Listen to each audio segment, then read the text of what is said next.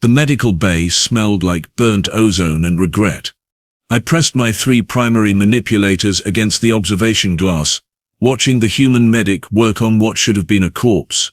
My name is Vekrin, Senior Tactical Analyst for the Galactic Defense Coalition, and I had just made the worst recommendation of my career. They are too fragile, I had told Command Council 6 rotations ago. Their bone density is insufficient. Their skin tears like wet paper. One direct plasma hit and they vaporize. The Council had agreed. Humans were support staff only. Logistics, communications, maybe light reconnaissance if we were desperate. But frontline combat? Absolutely not. We might as well send children into a meat grinder and call it strategy. Then the Krell invaded Outpost Sigma 9.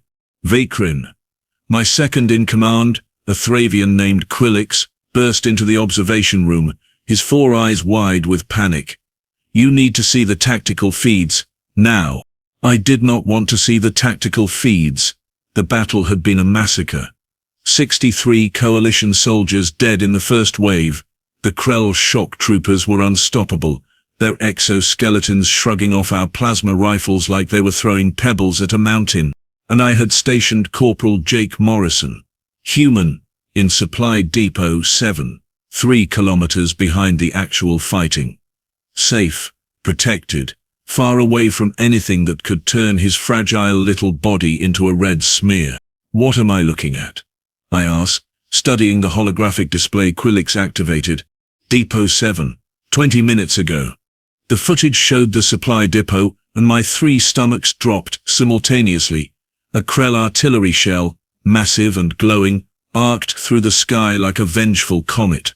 It struck the depot dead center. The explosion was beautiful in the way that terrible things sometimes are. A sphere of plasma fire expanded outward, consuming everything. Metal vaporized. Stone melted. The shockwave flattened trees 100 meters away. Oh no, I whispered. Oh no, oh no, oh no. Humans were not supposed to die under my command. They were too new to the Coalition, too eager to prove themselves. Too breakable. I had promised their liaison officer that I would keep them safe. Wait. Quillix pointed at the smoke. Movement. Something was walking out of the crater. Not crawling, not stumbling, walking. The figure emerged from the smoke like a ghost made solid. Uniform torn, skin covered in soot and blood, but moving with purpose. Corporal Jake Morrison carried his rifle in one hand and a supply crate in the other. That is not possible, I said, my voice barely functioning. Nothing survives a direct hit from Krell artillery, nothing. Jake set down the supply crate, checked his rifle, and started walking toward the front line. Quillix made a choking sound. He is heading toward the fighting. Get him on comms. Now. The communications officer, a nervous Pelthian named Civics, scrambled to open a channel. Corporal Morrison, this is command. Please respond. Jake's voice came through, slightly distorted but eerily calm. Yeah, command. I copy. Depot 7 is gone. Moving to support Alpha Squad. You were just hit by artillery. I practically screamed. You should be dead. There was a pause. I could hear weapons fire in the background, the distinctive crack boom of Krell plasma cannons. Yeah, that was loud, Jake said. Burst my left eardrum, I think. Got some ringing, but I grabbed the ammunition crate before the second explosion, so Alpha Squad should be good for another hour of fighting. Loud. He called a direct artillery strike loud. Corporal Morrison, I said, forcing my voice to steady. You are not cleared for combat duty. Your species is classified as support personnel only. Return to the secondary rally point immediately. Another pause. Longer this time. With respect, sir. No. No? That is a direct order, Corporal. I understand, sir. But Alpha Squad has 4 wounded and they are pinned down by 3 Krell heavy troopers. They need ammunition and medical supplies. I have both. So no, sir. I am not going back. The channel went silent. Quillix stared at me. Civics stared at me. Every officer in the command center stared at me. Track him, I finally said. Put his suit camera on the main display. The holographic screen shifted, showing Jake's perspective as he ran through a bombed-out plaza. His breathing was elevated but controlled. His hands were steady on his weapon, blood dripped from a gash on his forehead, but he did not seem to notice or care. He was humming something, a tune, while running toward active combat. Is he singing? Quillix asked. Humans do this sometimes when stressed, I said, recalling my xenopsychology training. It calms their nervous system. His nervous system should be telling him to run away. Jake rounded a corner and immediately dropped into a crouch. 3 Krell shock troopers, each 2.5 meters tall and covered in armored plating, were advancing on a barricade where 5 coalition soldiers were making their last stand. Alpha Squad, this is Morrison, Jake whispered into his comm. I have your ammunition. Suppressing fire on my mark. The squad leader, a Vorton named Krexis, responded with obvious surprise. Morrison? You are supposed to be dead. Got better. 3, 2, 1, mark. The coalition soldiers opened fire, and Jake sprinted, not toward cover, toward the Krell. What is he doing? I shouted at the screen, as if it could answer me. Jake slid beneath the first Krell trooper's legs, rolled, came up behind it and fired his rifle into the weak point where its armor plates connected at the lower spine. The Krell stumbled, roared, and Jake was already moving. The second Krell turned to track him, but Jake had thrown something, a fragmentation grenade, spinning through the air with perfect precision. It detonated against the Krell's face shield, and while it did not penetrate, the trooper staggered back, temporarily blinded. Jake used that moment to reach Alpha Squad's barricade, throwing the ammunition crate over the wall. Reload. I will keep them busy. You will keep them, Corporal. Get behind this barricade right now, Krexis ordered. But Jake was already moving again. He grabbed a piece of broken metal beam from the rubble, about 2 meters long and jagged at one end, and charged the third Krell trooper. He has lost his mind, Civix whispered. The artillery scrambled his brain. The Krell raised its plasma cannon, and Jake threw the metal beam like a spear. It struck the cannon's energy cell, and the weapon exploded in the Krell's hands. The trooper screamed, dropping its ruined weapon, and Jake closed the distance. What happened next would become required viewing at the Coalition Tactical Academy. Jake did not have the strength to fight a Krell hand-to-hand. They outweighed humans by 200 kilograms, and their exoskeletons could crush bone. But Jake did not fight it hand-to-hand. He climbed it. Using the Krell's own armor as handholds, Jake scrambled up its back while it spun and thrashed, trying to grab him. He reached the helmet seal, pulled a combat knife from his belt, and jammed it into the breathing port. The Krell went down, clawing at its throat. The first Krell, the one Jake had shot in the spine, was recovering. It turned, raised its weapon, and Alpha Squad opened fire with their newly resupplied ammunition. The concentrated barrage finally penetrated its armor, and it collapsed. The second Krell, still half-blinded by the grenade, started to retreat. Jake picked up a fallen Krell plasma cannon, a weapon so heavy that most species need a mount or bipod to fire it, and aimed. Corporal Morrison, I said over the comm, my voice shaking, that weapon weighs 60 kilograms. You cannot possibly. He fired it. The recoil sent him sliding backward 3 meters, his boots carving trenches in the dirt.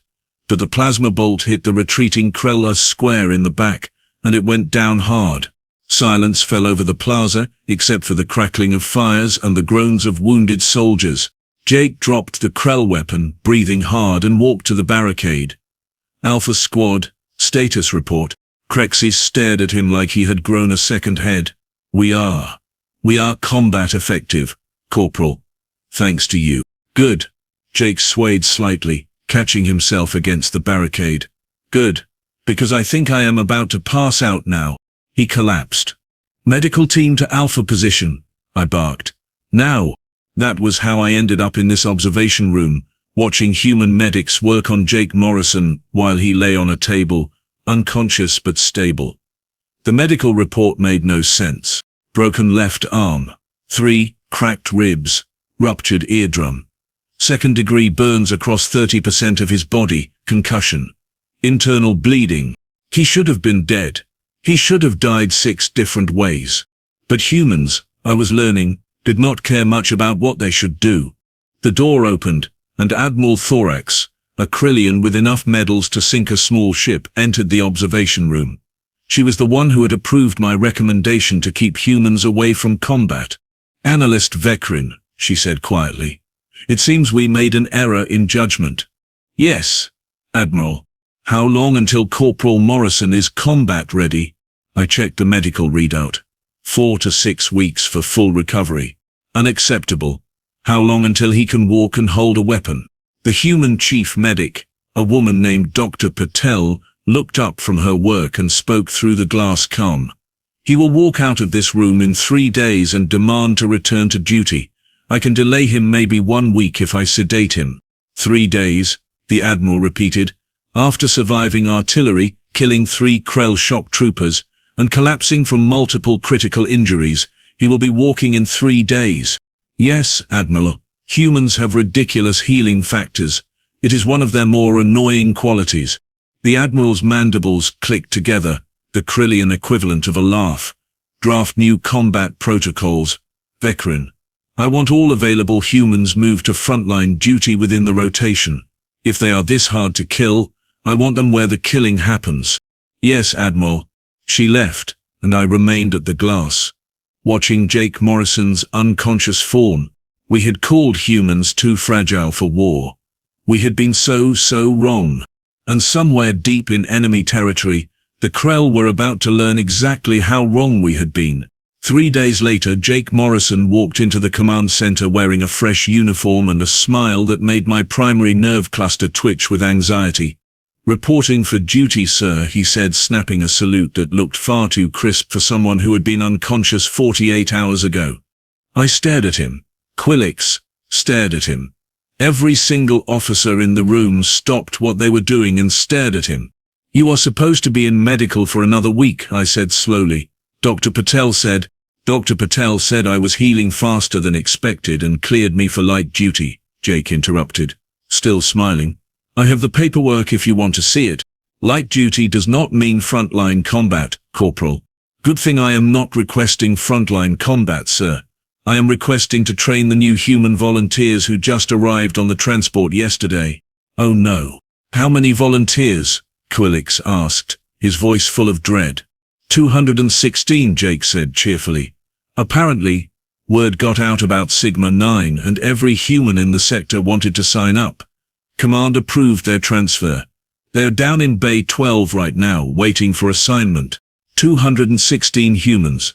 All eager to prove they were just as unkillable as Jake Morrison. The Admiral was going to promote me or execute me. Possibly both. "Fine," I said, because what else could I say? "You have clearance to train them. But if you collapse again, I am having Dr. Patel put you in a medical coma for a month." "Deal, sir." Jake saluted again and left, walking with only the slightest limp. Quillix moved closer to me, lowering his voice. "We are about to unleash 200 humans into combat situations. This is either brilliant or catastrophic. Why not both?" I muttered. The next week was chaos in the most organized way possible.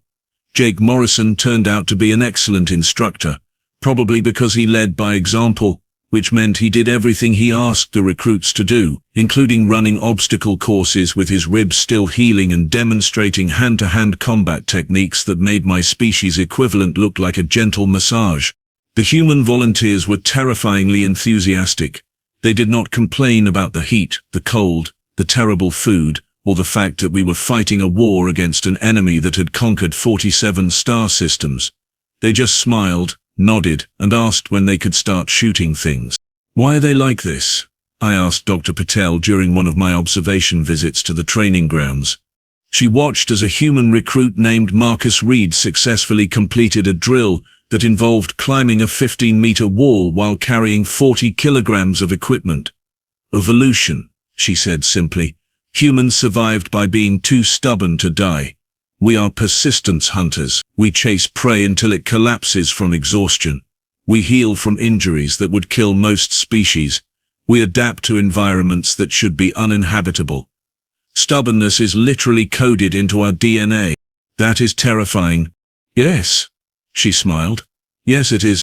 10 days after the Sigma-9 incident, the Krell attacked Outpost Meridian.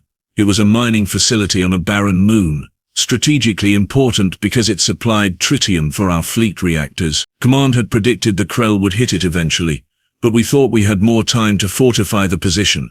We were wrong. The Krell sent 4 heavy cruisers and 6 battalions of shock troopers. Our garrison had 250 coalition soldiers, mostly Vortons and Krillians. Excellent fighters, but not enough to hold against those numbers. And we had 73 humans, fresh out of training, untested in real combat. Admiral Thorex looked at me across the command table. Your assessment, analyst? I studied the tactical display. The Krell were landing in 3 zones, attempting to surround the outpost and cut off our supply lines. Standard siege tactics. By the numbers we would lose within 6 hours. But the numbers did not account for humans. Deploy the humans as rapid response units, I said. Small teams, 4 to 6 soldiers each. They hit the Krell flanks, disrupt their formations, and fall back before they can respond with heavy weapons. Guerrilla tactics, the Admiral said, mandibles clicking, thoughtfully. The Krell expect us to defend static positions. They will not expect fast, aggressive counterattacks.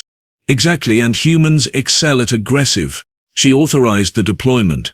I watched from the command center as 73 humans loaded into drop pods and launched toward Meridian. Jake Morrison was leading one of the teams, despite my very loud objections that he was technically still recovering. I feel fine, sir, he had said. You broke your arm 2 weeks ago. It healed. He had flexed his left arm to demonstrate. See? Good as new. Humans and their ridiculous healing factors. The drop pods hit Meridian's surface like meteors, and the humans immediately split into their assigned teams. Jake's team, designation Reaper 6, headed straight for the Krell landing zone on the western ridge. Reaper 6 to command. Jake's voice came through the comms. We have visual on enemy position. 16 shock troopers setting up artillery. Permission to engage. 16 shock troopers. Jake had 6 soldiers with him. Reaper 6, wait for reinforcements, I ordered. Those are not favorable odds. There was a pause, and I heard what sounded suspiciously like laughter in the background. Sir, with respect, when have humans ever cared about favorable odds? Engaging now. The tactical feed showed Reaper 6 advancing through a rocky canyon, using the terrain for cover.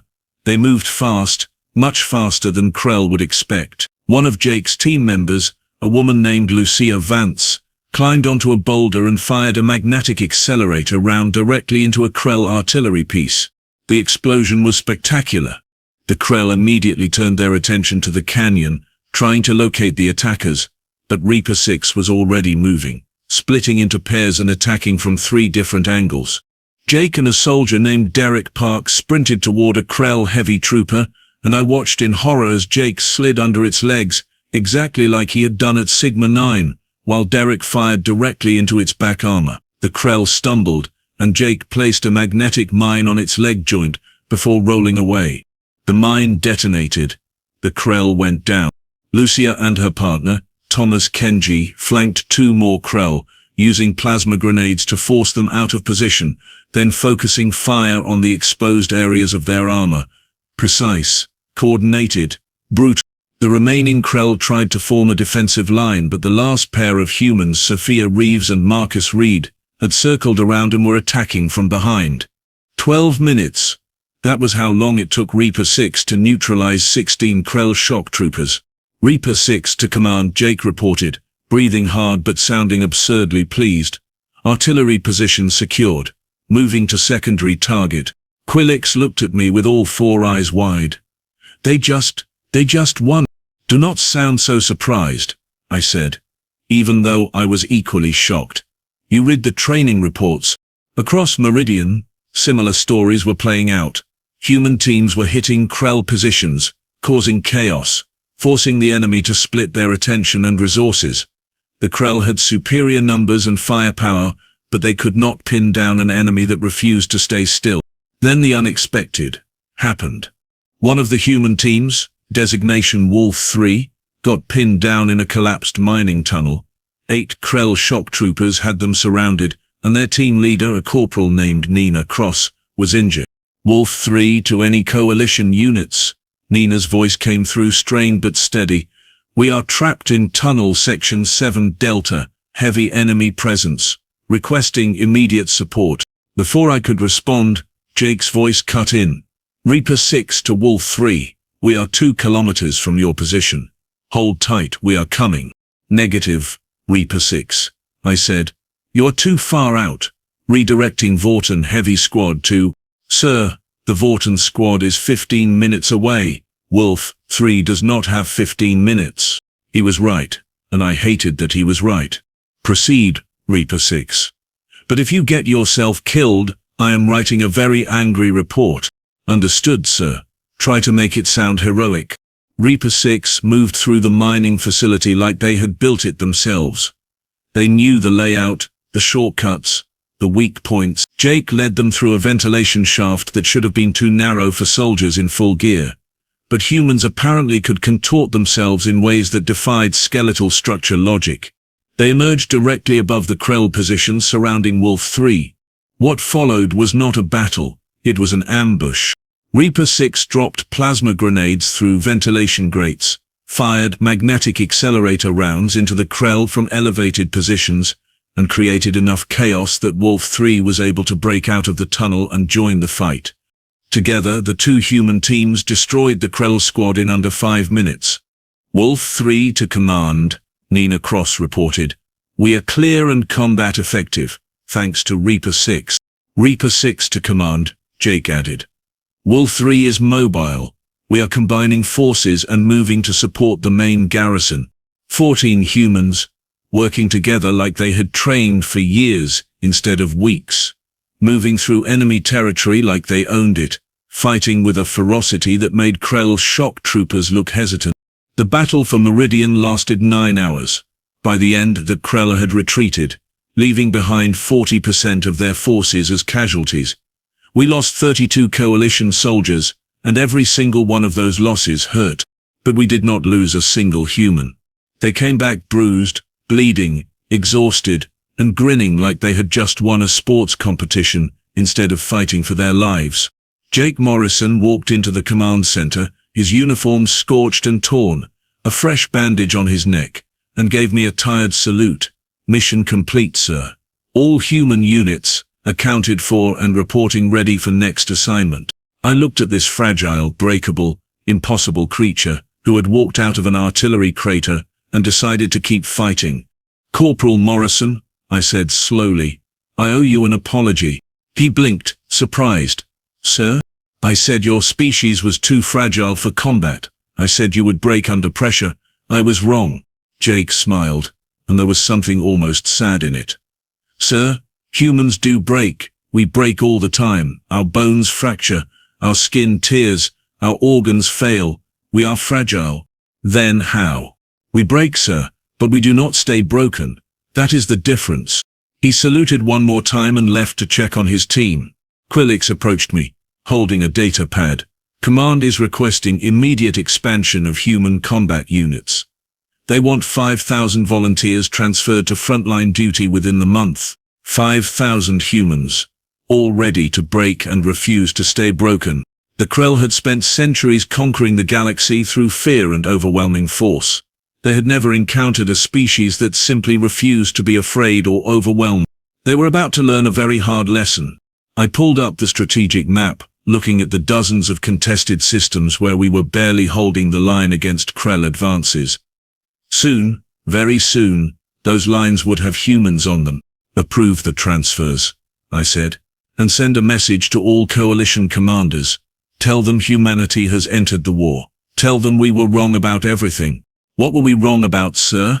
I watched Jake Morrison through the command center windows as he laughed with his team, exhausted but alive, fragile but unbreakable.